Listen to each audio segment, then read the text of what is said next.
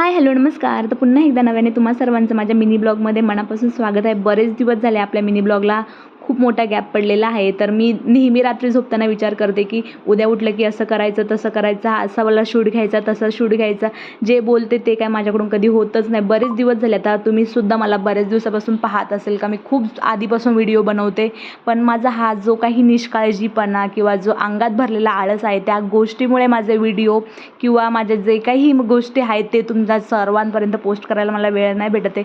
पण मी रोज म्हणते की मी करणार. चला, आज मला वेळ भेटला आहे तर हा व्हिडिओ मी तुम्हा सगळ्यांसोबत शेअर करते. बराच जुना व्हिडिओ आहे, जवळपास महिना झालेला आहे तेव्हाचा हा व्हिडिओ मी तुम्हा सगळ्यांसोबत शेअर करते.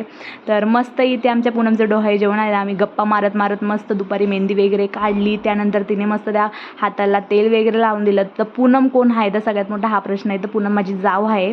तर मस्त आमची बॉन्डिंग पण खूप छान आहे. त्यानंतर मेहंदी वगैरे काढली. इव्हिनिंगला मम्मीने शेंगदाणे वगैरे आणलेले. तर शेंगदाणे मी दुपारी भाजून ठेवले होते मेहंदी काढायच्या आधी. त्यानंतर शेंगदाणे थंड झाल्यानंतर मम्मीने शेंगदाण्याच्या साली काढल्या, कारण की माझ्या हाताला मेहंदी वगैरे लागली होती.